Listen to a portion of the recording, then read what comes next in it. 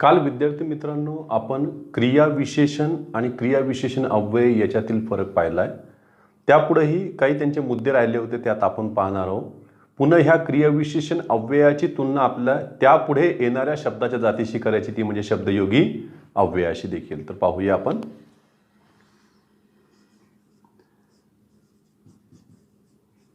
काल पाहिले आपण क्रियाविशेषण व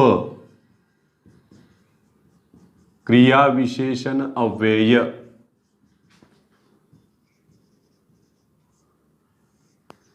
या दोघात फरक काय पाहिला तर क्रियाविशेषण ही सव्यय आहेत, म्हणजे ही विकारी आहेत. क्रियापदाच्या वचन व क्रियापदाचं लिंग यानुसार ते काय करते, स्वतःमध्ये बदल करतात. ही विकारी आहेत. आणि अव्यय ही नेहमीच कशी असतात, अविकारी असतात. पुन्हा क्रियाविशेषण अव्यय ही वाक्यामध्ये स्वतंत्र रूपामध्ये येतात, स्वतंत्र शब्दाचं कार्य करतात. ते स्थळ, काळ, रीत, परिमाण, त्याच्यानंतर निषेध आणि प्रश्नार्थक या स्वरूपामध्ये येतात. स्वरूपावरून सुद्धा त्यांचे प्रकार पडलेले आढळतात क्रियाविशेषण अव्ययाचे. पुढची जी शब्दाची जात आहे ती आपल्याला घ्यायची आहे, ती म्हणजे शब्दयोगी अव्यय, आणि त्यासोबत आपल्याला क्रियाविशेषण अव्ययाची देखील तुलना करायची आहे.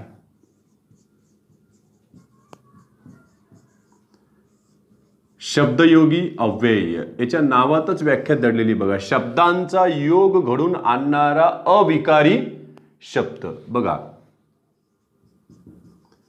शब्दयोगी अव्यय ज्या शब्दास जोडून येतात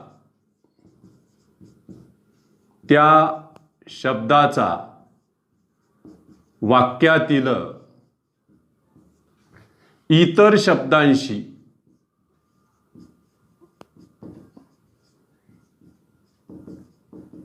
संबंध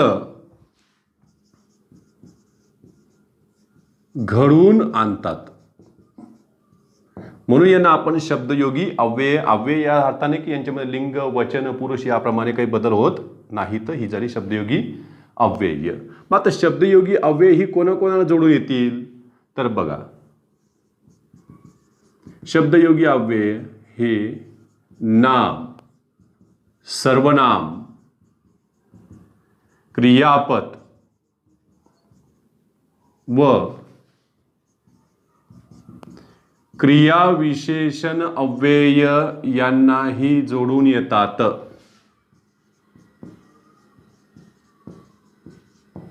ही झाली शब्दयोगी अव्यय. मग शब्दयोगी अव्यय ही स्वतंत्र शब्द असतात का तर पहा, शब्दयोगी अव्यय ही स्वतंत्र शब्द नसतात, परंतु त्यांना स्वतःचा अर्थ असतो. मग यांची तुलना जर आपण क्रियाविशेषण अव्ययासोबत केली तर बघा, क्रियाविशेषण अव्यय व शब्दयोगी अव्यय यातील साम्य व फरक. यातलं म्हणजे साम्य फार कमी आहे, कारण हे फक्त स्थळ, काळ दाखवण्यासाठी वापरले जातील, एवढं त्यांच्याकडे साम्य आहे. शब्दयोगी अव्यय बघा, यांच्याकडे जर विचार जर केला तर क्रियाविशेषण अव्यय ही स्वतंत्र शब्द असतात आणि ही स्वतंत्र शब्द नसतात. हेच यांच्याकडे वेगळेपण आहे. झालं बघा, हे दोघांमध्ये एक साम्य बघा, हे काळ, स्थळ दर्शवतील, हे देखील काळ, स्थळ दर्शवतात. यांच्याकडे जर उदाहरण जर पाहिलं तर क्रियाविशेषण अव्ययामध्ये बघा, तू जिन्याने वर ये. बघा, याच्यामध्ये हे जे वर हे आलेलं, याच्यामध्ये क्रियाविशेषण अव्यय जे स्थळाचं कार्य करतंय, स्थळ दाखवते. बघा, तू जिन्याने कोठे ये तर वर ये. आता हेच वर शब्द मी जर शब्दाला जोडला, एखाद्या नामाला जोडला तर बघा बरं, मी इथे घेतलंय बघा, मांडवावर वेल चढली. झालं. मांडवावर याच्यामध्ये बघा वर, मांडवावर हे आलं वर, शब्दयोगी अव्यय हे नामाला जोडून आलेलं आहे. वास्तविक पाहता हा पूर्ण एवढा मोठा जो शब्द झालेला आहे मांडवावर, तो देखील स्थलवाचक आहे, तो देखील क्रियाविशेषणाचंच कार्य करतोय. पण याच्यामध्ये दोन शब्दाच्या जाती एकत्र आलेले, एक नाम आणि त्याला जोडून आलेले शब्दयोगी अव्यय. आपल्याला जर फक्त एवढंच विचारलं अधोरेखित करून तर हे शब्दयोगी अव्यय हे देखील स्थलवाचक आहे, पण हे स्वतंत्र शब्द नाही, हे स्वतंत्र शब्द आहे. हा यांच्यातला मूळचा फरक आहे क्रियाविशेष अव्यय आणि शब्दयोगी अव्ययातला. त्यापुढे आपल्याला बघायचंय की शब्दयोगी अव्यय आणि नाम किंवा सर्वनामाला जोडून येणारे जे विभक्ती प्रत्यय यांच्यामध्ये देखील काही साम्य आहे का, काही फरक आहे का, ते देखील आपण पाहणार आहोत. पहा,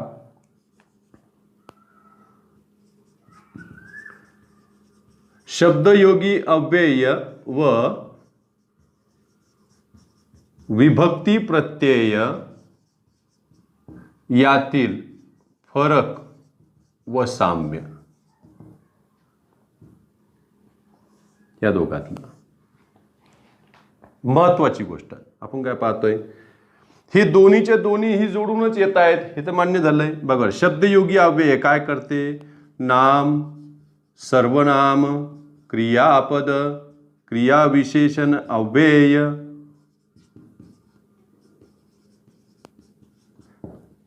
जोडून येतात. परंतु विभक्ती प्रत्ययाचं काय आहे, हे फक्त नाम, सर्वनाम यांना जोडून येतात. आता हे जोडून येतात, पण हे जोडून येणारे शब्द आहेत, लक्षात ठेवायचं. मग आपण याच्यामध्ये एक ऍड करून टाकू. बघा बरं, जोडून येणारे शब्द आणि काय, नाम सर्वनाम यांना जोडून येणारी अक्षरे. हे शब्द आहेत तर ही अक्षरे आहेत. यांच्यामध्ये साम्य एवढंच आहे की नाम सर्वनामाला हेही जोडून येतात, हेही नाम सर्वनामाला जोडून येतात.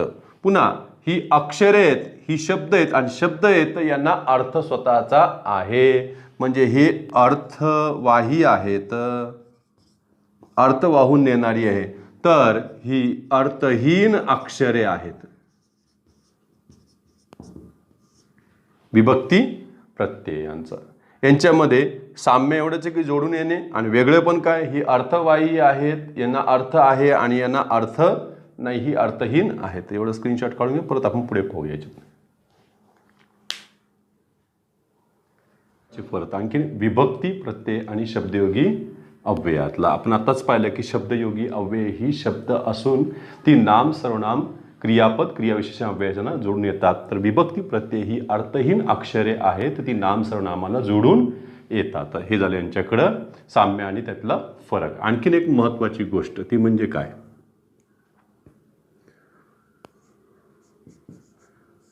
नाम किंवा सर्वनामास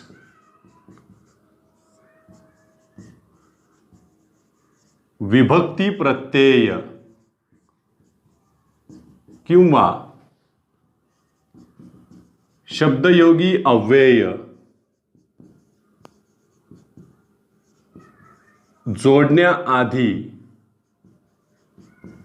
त्या नाम किंवा सर्वनामाच्या मूळ रूपात बदल केला जातो. थोडक्यात नाम किंवा सर्वनामाचे काय केले जाते, त्याच्यामध्ये सामान्य रूप केले जाते. थोडक्यात नाम किंवा सर्वनामाचे सामान्य रूप वापरले जाते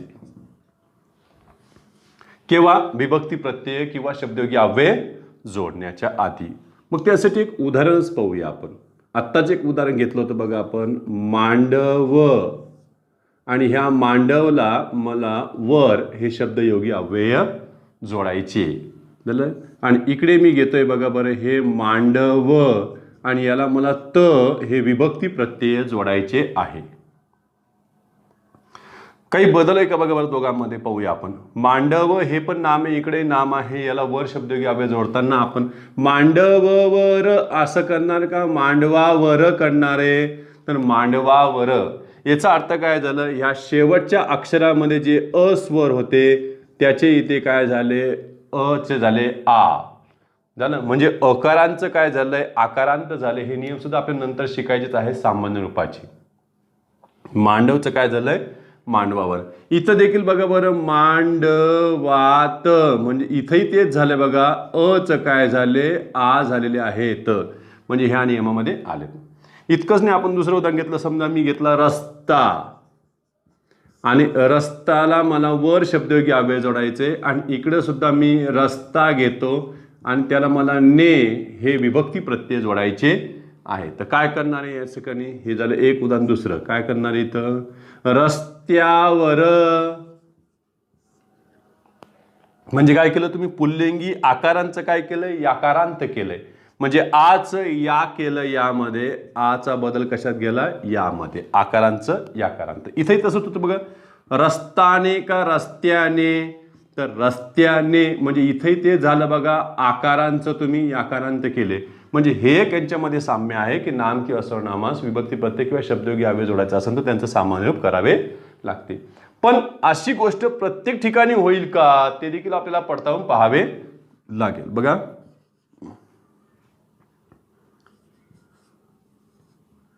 शुद्ध शब्दयोगी अव्यय ही मात्र याला अपवाद ठरलेली आहेत. ती कोण आहेत बघा,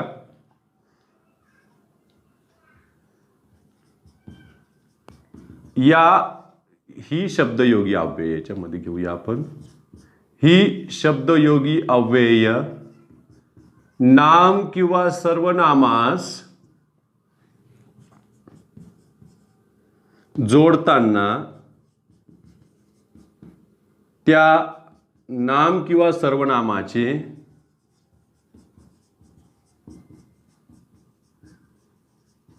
सामान्य रूप केले जात नाही, म्हणून यांना काय म्हणणार आहे, शुद्ध शब्दयोगी अव्यय. म्हणजे ही अशी शुद्ध शब्दयोगी अव्यय की त्या आधीच्या नाम सर्वनामाचं सामान्य रूप करत नाही, म्हणजे त्यांच्या स्वरामध्ये बदल करत नाहीत.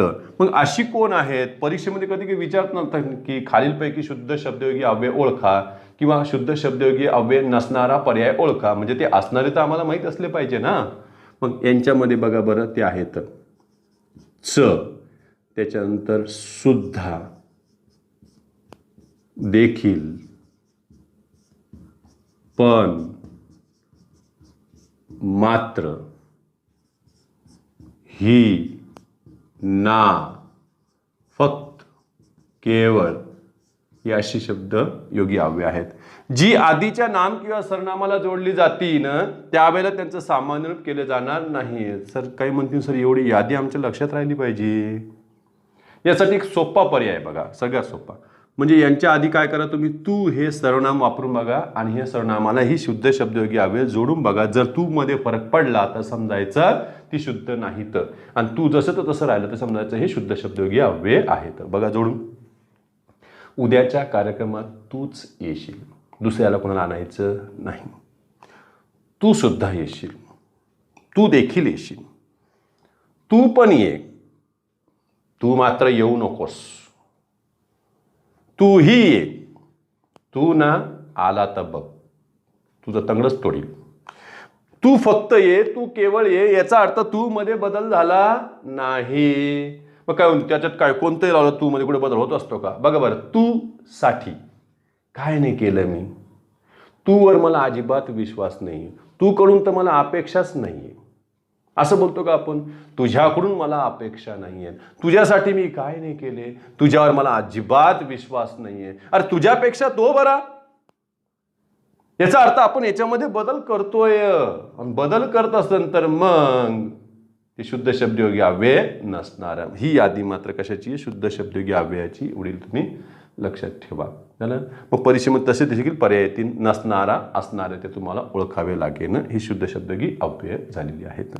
मग ही यांचे सुद्धा जवळपास 15 ते 16 प्रकारचे आहेत अर्थ, जे विभक्ती प्रत्ययापेक्षाही वेगळे ठरतात. म्हणून विभक्ती प्रत्ययांना काही ठिकाणी मर्यादा आहे अर्थ दाखवण्यासाठी, परंतु शब्दयोगी अव्ययांना मात्र तेवढी काय अर्थ देण्यासाठी त्यांना मर्यादा नाहीये. एवढं स्क्रीनशॉट काढून घ्या. शब्दयोगी अव्यय ही विभक्ती प्रतिरूपक देखील मांडलेली आहे, कारण विभक्ती प्रत्ययाने जी अर्थ दाखवली जातात तीच इकडे शब्दयोगी अव्ययाने देखील दाखवले जातात. बघा,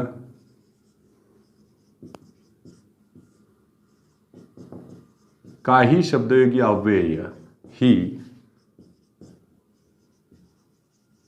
विभक्ती प्रतिरूपक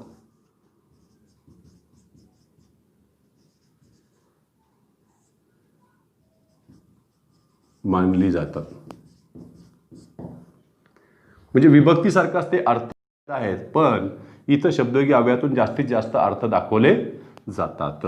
पहा, त्याच्यामध्ये समजा मी इथं घेतलंय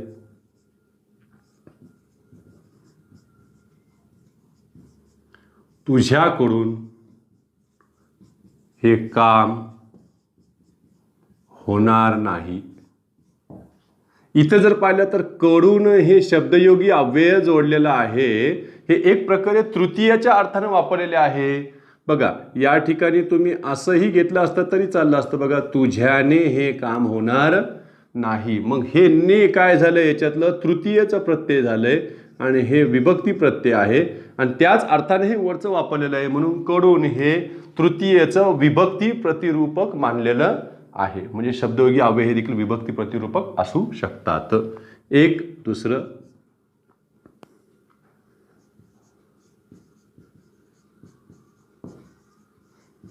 तुझ्यापेक्षा तो बरा. मग तुझ्यापेक्षा, पेक्षा म्हटलं तर काय झालं, हे झालं याच्यातलं शब्दयोगी अव्यय. काही जण या ठिकाणी पंचमी लावतील तुलना करायसाठी. बघा, तुझ्यापेक्षा म्हणण्यापेक्षा काय करतील ते, तुझ्याहून तो बरा. हून लागलं म्हणजे हे कशाचं झालं, हे विभक्ती प्रत्ययच आहे पंचमीचं. पंचमीचंच कार्य करणारं काय झालं, हे शब्दयोगी अव्यय झालेले आहेत. त्यापेक्षा बघा, त्याच्यानंतर राजू राणी प्रत बोलला. प्रत हे झालं याच्यातलं शब्दयोगी अव्यय.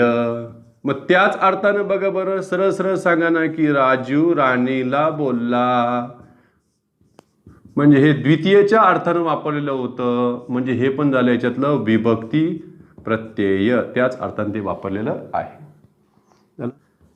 रानामध्ये झरा वाहतो, मध्ये हे झालं याच्यातलं शब्दयोगी अव्यय. त्याला आपल्याला असं देखील करता येईल, रानात झरा वाहतो, म्हणजे हे सप्तमीच्या अर्थानं आलेलं आहे. हे झालं यातलं विभक्ती प्रत्यय. ह्याच अर्थानं हे शब्दयोगी अव्यय काय झालेले, विभक्ती प्रतिरूपक झालेलं आहे. तर एवढं स्क्रीनशॉट काढून घ्या. पुढची जी जात आहे 7व्या क्रमांकाची, ती म्हणजे उभयान्वयी अव्यय.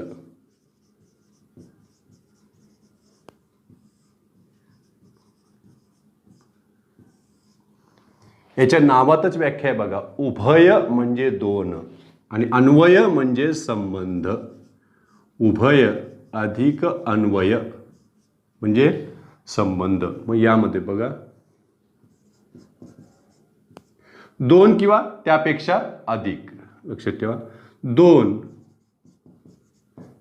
किंवा त्यापेक्षा अधिक शब्दांना किंवा वाक्यांना जोडणारा अविकारी शब्द म्हणजेच काय, उभयान्वयी अव्यय. याचं काम काय, फक्त जोडायचंय. जोडण्याशिवाय तो इतर कोणताही अर्थ दाखवत नाहीये. याचा अर्थ यांना स्वतःचे काही अर्थ नाहीत. पुन्हा हे लिंग वचन पुरुष यानुसार काय करत नाही, स्वतःमध्ये बदल करत नाही, स्वतःला विभक्ती प्रत्यय देखील जोडून घेत नाहीत. झालं, पहा, म्हणजे हे अर्थहीन आहेत, यांना स्वतःचे अर्थ नाहीत. मग यांनी काय करायचं, दोन शब्दांना किंवा दोन वाक्यांना जोडायचं काम करायचे. मग यांचे सुद्धा प्रकार पाडण्यात आले. बघा बरं, उभयान्वयी अव्ययाचे प्रकार, मुख्य प्रकार यांचे दोन आहेत. त्यातला पहिला जो आहे तो म्हणजे प्रधानत्व बोधक किंवा प्रधानत्व सूचक उभयान्वयी अव्यय. हे काय करणार आहे तर हे दोन वाक्यांना जोडणारे म्हणजे दोन केवळ वाक्यांना जोडतील, दोन प्रधान वाक्यांना जोडतील आणि यांच्यापासून संयुक्त वाक्य जन्माला येईल. बघा, संयुक्त वाक्याची ओळखच खास करून कोणामुळे आहे? प्रधानत्व बोधक उभयान्वयी अव्ययामुळे आहे. आणि इकडच्या भागामध्ये येतील गौणत्व बोधक उभयान्वयी अव्यय. यांचा उपयोग मिश्र वाक्यात होईल, म्हणजे एक राहील त्याच्यामध्ये प्रधान वाक्य आणि दुसरं राहील याच्यामध्ये गौण वाक्य, त्यांना जोडण्यासाठी यांचा वापर होईल. मुख्य दोन प्रकार जरी असले तरी यांचे परत 4 उपप्रकार पडतात. पहिला प्रधानत्व बोधक उभयान्वयी अव्ययाचा, त्यांच्याकडे आलाय सगळ्यात पहिले समुच्चय बोधक, त्यांचं नावच आहे. झालं. समुच्चय बोधक मध्ये सरळ सरळ संकलन होणार आहे, त्यांची बेरीज होणार आहे. यामध्ये तुम्ही जर अभ्यास केला तर आणि, व, अन, नी, शिवाय यासारखे हे अव्यय वापरले जातील समुच्चय बोधक मध्ये.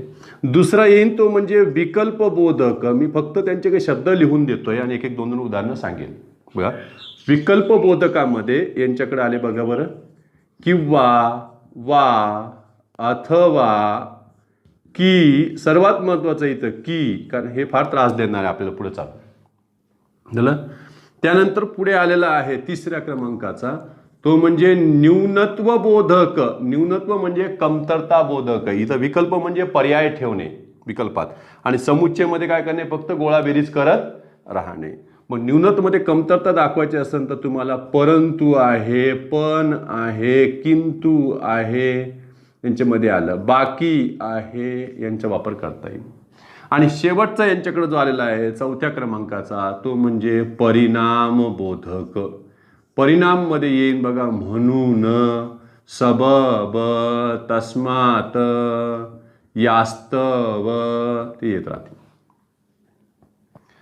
हे झाले इकडचे. आता इकडचे पण 4 आहेत. ते कोण कोण आहेत? सर्वात पहिले आलेला आहे स्वरूप बोधक. स्वरूप मध्ये काय करणार आहे? तो प्रधान वाक्याचं स्वरूप उलगडून दाखवणार आहे. म्हणजे यांच्याकडे सर्वात पहिले क्रमांक लागला की, दुसरा आहे म्हणजे, तिसरा आहे म्हणून. झालं. यांचे वापर यांच्यामध्ये होईल. आणि ऐसा जे हे देखील फारसी पद्धतीचं बोलणं यांच्याकडे आहे. ऐसा जे स्वरूपामध्ये आलं. त्याच्यानंतर दुसऱ्या क्रमांकावर आलंय ते म्हणजे कारणबोधक, आणि कारणामध्येच परिणाम देखील दडलेला आहे. हा परिणाम मात्र इकडचा आहे, इकडचा नाही. बघा, कारण मध्ये नावच आहे बघा, कारण. त्याच्यानंतर येईल कारण की. काही जण फक्त याचं का की वेगवेगळं घ्यायचंय, का की एकत्र नाही आणायचे, काकाची काकी होऊन नाही तर ती का की.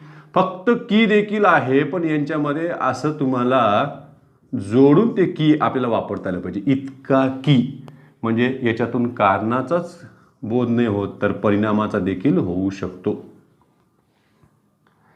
त्याच्यानंतर उद्देश बोधक.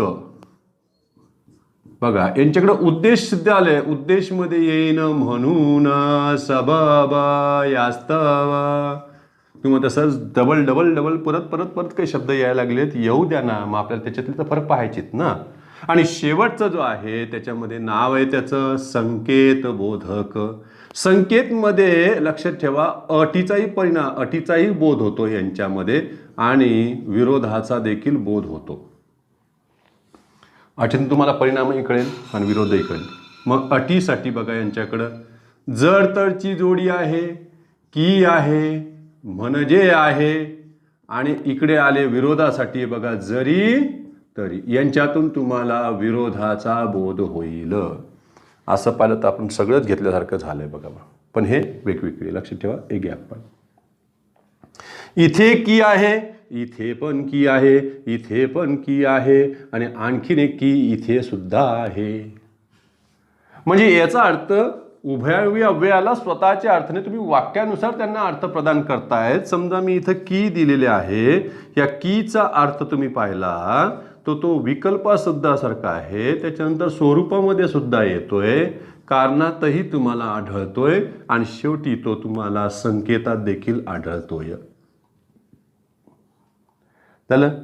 पण ती उदाहरण वाचल्यावर तर आपल्याला कळेल ना, तुला चहा हवा की कॉफी.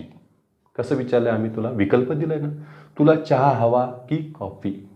विकल्प दिलाय की, म्हणजे कीचा अर्थ किंवा वापरून बघा. बाबा म्हणाले की एकी हेच बळ असते. बाबा म्हणाले की, काय म्हणाले बाबा? असा प्रश्न विचारला की लगेच कळतं, अरे स्वरूप आहे. बाबा म्हणाले, त्याचं म्हणण्याचं स्वरूप आम्ही उलगडून सांगितलंय की एकी हेच बळ असते. कारणामध्ये सुद्धा तुम्हाला इतका की वापरलं तर कारणाचा बोध होईल ना. तो इतका खेळला की त्याचे अंग दुखू लागले. त्याचे अंग दुखू लागले, त्या मागचं कारण सांगा. तो इतका खेळला, तो फार खेळला की त्याचा परिणामच पुढे आढळला. बघा बरं. पण परिणामामध्ये इकडच्या परिणामात कुठेही की नाही आहे बरं का, लक्षात ठेवायचं. नाही तर तुम्ही चुकून त्याला इकडच्या घरात आणताना जाईल तुमचा जीव सगळा. पुढे बघा, संकेतमध्ये सुद्धा आला की तू आला की आपण निघू. संकेत दिला की नाही, तू आला की आपण निघू. आपण निघू, पण केव्हा? तू येणं महत्वाचं आहे. म्हणजे ती अट पूर्ण झाली तर हे त्याच्यामध्ये परिणाम पुढं आढळतील. तसंच बघा, म्हणून बघा बरं, तुम्हाला किती ठिकाणी दिसतंय सर. म्हणून पहिले दिसलं सर परिणामात, त्याच्यानंतर म्हणून दिसलं स्वरूपात, म्हणून दिसतं उद्देशात. सारखे सारखेच दिसत आहेत सर. जिथे सारखेपणा असला, जसं इंग्लिशमध्ये स्पेलिंग सारखी असली, मराठीमध्ये त्या शब्द सारखा असला, अक्षर सारखे असले की परीक्षक त्यांच्या मागे लागणार. कारण यातला फरक तुम्ही आम्हाला समजावून सांगा. म्हणून बघा बरं, परिणाम त्याच्यातून बोध झाला पाहिजे. परिणाम आणि उद्देश हे जास्त करून विद्यार्थ्यांना गोंधळ घालतात त्याच्यामध्ये. बघा, त्याने व्यायाम केला होता म्हणून त्याचे शरीर पिळदार झाले. आपण म्हणतो ना, म्हणजे याच्यामध्ये तुम्हाला परिणामाचा झालं. शरीर पिळदार व्हावे म्हणून तो व्यायाम करतो. बघा, शरीर पिळदार व्हावे हा उद्देश आहे. कधी पण कृतीच्या आधी उद्देश ठेवला जातो. शरीर पिळदार व्हावे हा त्याचा काय उद्देश आहे, म्हणून तो काय करतो? व्यायाम करतो. पण बघा बरं, त्याने व्यायाम केला म्हणून त्याचे शरीर पिळदार झाले. इतके पिळदार झाले की पीळ काढायला दवाखान्यात न्यावं लागले. म्हणजे परिणामच झाला की नाही. आणि म्हणून स्वरूपामध्ये आणायचं असेल तुम्हाला आता आणता येईल. बघा बरं, धोत्रा म्हणून एक विषारी झाड असते. याच्यामध्ये कुठं परिणाम आहे का? नाही, फक्त आम्ही झाडाविषयी माहिती दिली, धोत्राविषयी माहिती दिली. धोत्रा म्हणून एक विषारी झाड असते. धोत्रा एक झाड असते आणि ते कसे असते? विषारी असते. झालं. त्यांच्यामध्ये घेता येईल स्वरूपामध्ये, म्हणजे उद्देशाच पण आलं आणि परिणामाचं देखील आले. आणि असेच तुम्हाला आणखीन दोन घरामध्ये दिसतील, ते म्हणजे पण ते दोन्ही गौणत्व बोधकच्याच घरात आहे, म्हणजे मिश्रच्याच घरात आहे. एक आला स्वरूपवाला आणि दुसरा आला संकेतवाला. म्हणजे जसं नाही का, 1 रुपया म्हणजे काय? 1 रुपया म्हणजे 100 पैसे होय, असं म्हटलं तर तुम्ही स्वरूप उलगडून दाखवताय. आणि संकेत मध्ये काय आलंय मग? लगेच तू आला म्हणजे आपण निघू, पाऊस पडला म्हणजे शेतकऱ्यांचा प्रश्न सुटेल. त्याला आपण लगेच त्याला काय दिलं? संकेत देऊन टाकलेला. असं झाल्याशिवाय असं होणार नाही, अमुक झाल्याशिवाय तमुक होणार नाही, असा बोध यांच्यामध्ये होत राहील. ही झाली उभयानुभी अव्यय. यांचा वापर आपण नंतर शिकणारच आहोत, ज्याला आपल्याला संयुक्त वाक्य, मिश्र वाक्य म्हणजे वाक्यांचे प्रकार शिकताना यांची गरज पडणार आहे. तर एवढं स्क्रीनशॉट काढून घ्या. शेवटची जी शब्दाची जात आहे ती म्हणजे केवल प्रयोगी अव्यय. याच्या नावातच व्याख्या आहे बघा, केवल. म्हणजे याचा वाक्यामध्ये केवल उपयोग होतो, फक्त काही भाव दाखवण्यासाठी त्यांचा उपयोग केलेला असतो. बघा बरं, मनातील भाव उद्गारा वाटे दर्शविणारा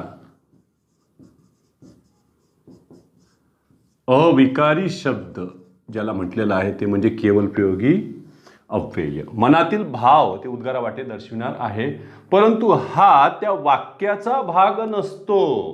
वाक्याच्या सुरुवातीला ती वापरली जातात तरी पण ते वाक्याचा भाग नसतात.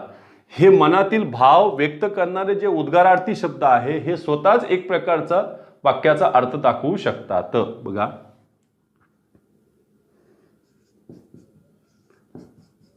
हे शब्द वाक्याच्या सुरुवातीस येतात, परंतु ते वाक्याचा भाग नसतात. पुन्हा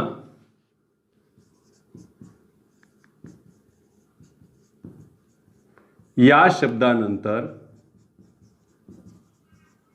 उद्गारवाचक चिन्ह वापरले जाते, पण ते कशात? लिखाणात. लक्षात ठेवायचं आहे. बोलताना नाही, नाही तर बोलताना पण तुम्ही चिन्ह वापरतात. अरे रे, उद्गारवाचक चिन्ह, फार वाईट झाले, असं बोलणार आहे का आपण? तर चिन्ह बोलायची नसतात, ती लिखाणामध्ये दाखवायची असतात. यांच्यामध्ये सुद्धा बघा, केवल प्रयोगी कोणते कोणते भाव ते व्यक्त करू शकतात का, त्यांचे सुद्धा 8-9 प्रकारचे ते भाव आपल्याला इथं अर्थ दिलेले असतात. बघा, त्यांच्यामधून तुम्हाला हर्ष, शोक, आश्चर्य, तिरस्कार, विरोधी भाव सुद्धा यांच्यातून तुम्हाला दाखवला जाईल. त्याच्यातून पण संमती दाखवली जाईल, संबोधनामध्ये सुद्धा ते येतील, मौन दाखवतीन,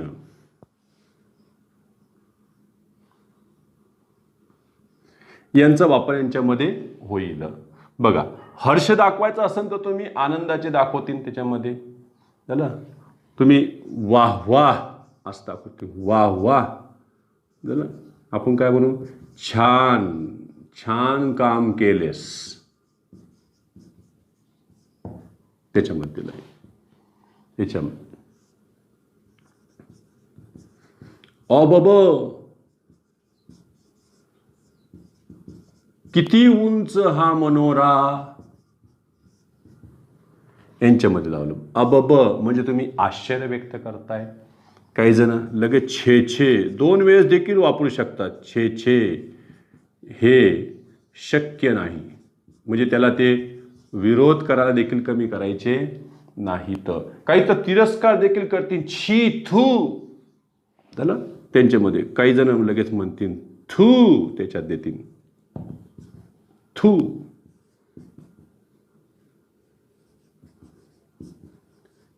हे काय अक्षर आहे, म्हणजे त्याचं कौतुक नाही केलंय त्यांनी. काय केलंय म्हणजे याचा अर्थ हे गलिच्छ अक्षर आहे, अवाच्य अक्षर आहे, ते वाचता येत नाही. झालं. संमती देताना देखील ते वापर करल्या जातील, संबोधनामध्ये देखील वापरले जातात. काही संबोधनामध्ये वापरतील लगेच अहो, ऐकलत का,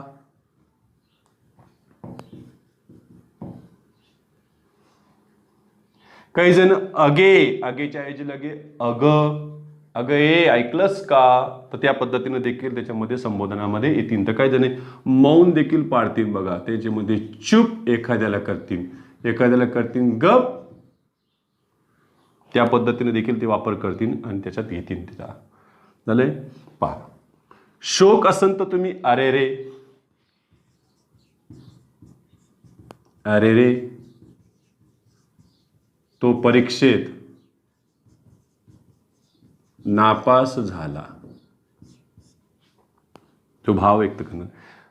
काही परीक्षेमध्ये इथल्या देखील रिकाम्या जागा पेपरला आलेल्या आहेत, पण याच्यामध्ये उद्गारवाचक चिन्ह वापरलेले ते स्पष्ट लगेच कळतात. ते केवल प्रयोगी काय आहेत? अव्यय आहेत.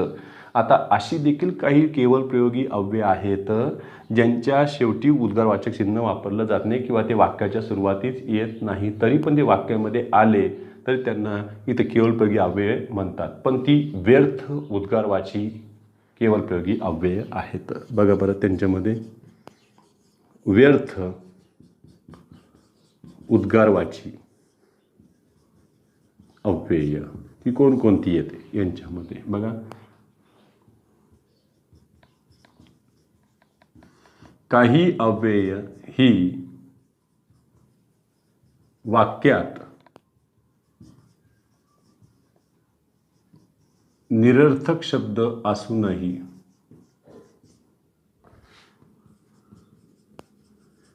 वापरली जातात. त्यातून कोणताही अर्थ निघत नाही. उगाच वाक्यात अतिरिक्त शब्दांचा भर याच्यामध्ये पडलेला असतो. जसं याच्यामध्ये बघा बरं, काही वाक्यात तुम्ही बेटे वापरता, कोणी बापडा वापरतंय, काही जण म्हणतात म्हणे, काही जण म्हणतात उगाच आपला आपले त्यांना टाकायचं असतं. जसं बघा, मन बेटे कोणाचेच ऐकत नाही. सरळ सांगा ना, मन कोणाचेच ऐकत नाही एवढं जरी म्हटलं असतं, पण तरी पण याच्यात टाकले मन बेटे कोणाचेच ऐकत नाही. अतिरिक्त हा शब्द याच्यामध्ये आला, कुठेही याच्यामध्ये उद्गार दिलेला नाही, तरी त्यांना व्यर्थ उद्गारवाची अव्यय असे म्हणतात. बघा यांच्यामध्ये बघा, मी बापडा सकाळपासून काम करतोय. सरळ सांगा ना, मी सकाळपासून काम करतोय, पण तरी पण उगाच अतिरिक्त त्याच्यामध्ये भर दिलेला आहे. तो म्हणजे कोणता आहे? मी बापडा याच्यात आलंय. बघा, तो म्हणे वेडा झाला असे म्हणतात ना, काही जण म्हणतात ना, काल म्हणे खूप पाऊस झाला. मग म्हणे कशाला टाकलं याच्यामध्ये? तरी पण ते मुद्दाम करून परीक्षेमध्ये याला अधोरेखित करून देतील आणि उभयावी अव्ययाचा देखील पर्याय त्याच्यामध्ये टाकतील. बरेच जण लगेच म्हणे म्हणून असं त्या अर्थाने घेण्याची शक्यता दाट आहे. पण हे कुठे आलेले याच्यामध्ये व्यर्थ उद्गाराची अव्ययामध्ये येईल. झालं. पुन्हा यामध्येच व्यर्थ उद्गारवाचीच अव्ययाचा आणखी दुसरा भाग म्हणजे पाद पुराणार्थक केवल प्रयोगी अव्यय. बघा, वाक्यात केवळ लकब म्हणून किंवा पालुपदासारखे शब्द पुन्हा पुन्हा वापरले गेल्यास त्यांना पाद पुराणार्थक केवल प्रयोगी अव्यय म्हणतात. हे पण आहेत यांच्यामध्ये. बघा, काहींना बोलताना इतकी सवय लागलेली आहे, जळलं मेलं. आता याच्यातून कोणताही भाव व्यक्त होत नाही. ही सरळ सरळ व्यर्थ उद्गारवाचीच आहेत, पण उद्गाराचे चिन्ह देखील त्यांना मिळालेलं आहे. ते केवळ प्रयोगी अव्ययात. जळलं मेलं. काही तर लगेच म्हणतील कळलं. काहींना सवय असते बघा, बरं का. काहीच अर्थ नाही याचा बरं का. काय म्हणते जे ते त्या अर्थाने घेत राहतील. यांच्यामध्ये काहीच नाही, यांच्यामध्ये कोणताही अर्थाची भर पडत नाही. कारण पालुपदासारखं म्हणजेच काय? पालुपद नसतं का? जसं लावण्या जर तुम्ही ऐकल्या असतील तर त्या लावण्यामध्ये ती हिरोईन जे वाक्य बोलन ती वाक्य नंतर त्यांच्या मागे असणारी जी मंडळी असती, मग त्याच्यामध्ये दोन बाया असतील, एखादा नाच्या असन, आणखी एका तुंतुन वाचणारा असतो, ते सुद्धा तेच वाक्य बोलत असतात. जसं नटरंग म्हणणे का, मला जाऊ द्या ना घरी, अहो वाजले की 12. ती एवढंच वाक्य बोलते की लगेच मागचे लगेच ते सुरू करतात. दहाची बिगाडी गेली, दहाची बिगाडी गेली, नानी नाणी गेली, हिला जाऊ द्या ना घरी, अहो वाजले की 12. हिला जाऊ द्या ना घरी, अहो वाजले की 12. तिचं मला जाऊ द्या ना घरी, यांचं हिला जाऊ द्या ना. तिचंच वाक्य हे परत परत काय करतात? रिपीट करत राहतात पालुपदासारखं. मग तसं काहींच्या बोलण्यामध्ये किंवा काही बोलताना काही सुचलं नाही तर लगेच हे असं बोलण्याची पद्धती असते. झालं. काही ना काही सुचलं नाही की ते चालू असतं त्यांचं. किती वेळेस आपण मोजत बसतो. झालं. हे कशामध्ये आले? पालू पदामध्ये. म्हणजे पाद पुराणार्थक त्यांना केवळ प्रयोगी अव्यय म्हटलेले आहेत. तर इथं येऊन फक्त आपण शब्दांच्या जाती ज्या आहेत त्या संक्षिप्त रूपात त्यांचा फक्त परिचय करून घेतलेला आहे. पण ह्या संक्षिप्त रूपावर देखील परीक्षेमध्ये बऱ्याच वेळेस प्रश्न पडलेले आहेत. थोडक्यामध्ये मी तर म्हणतो की हे काजू बदामच दिले डायरेक्टच खायला. हे खरं शिऱ्यामध्ये द्यायला पाहिजे होते खायला. दिलं, पण मी ते तसेच तुम्हाला खायला दिलेत. हे महत्त्वाचे मुद्देच बाजूला काढून आपण फक्त त्याचा काय संक्षिप्त रूपामध्ये अभ्यास केलेला आहे. झालं. तर परीक्षेत आलेले काही उदाहरणं देखील तुम्ही कधी वाचलेले असतील. जर परीक्षेत आलेले उदाहरणं वाचले असतील किंवा आधीच्या काही परीक्षा तुम्ही दिलेल्या असतील किंवा पेपर संच तुमच्याकडे असेल तर त्यामध्ये खरंच पडताळून पहा, यावर प्रश्न पडलेले आहेत. हां, कधी कधी काय होतं की एखादा केवळ प्रयोग अव्यय संपत आलेला असताना शेवटच्या 4-5 ओळीमध्ये आपण काय करतो, दुर्लक्ष करतो. नेमकी परीक्षा काय करतो, तिथंच आपल्यावर वार करतो. त्या शेवटच्या 2-4 ओळीमध्येच तो एखादा प्रश्न काय करतो, सेट करून देतो आपल्याला. ठीक आहे. मग उद्याच्या तासाला आपण नाम हा भाग सखोलमध्ये घेणार आहोत. तोपर्यंत थांबूया.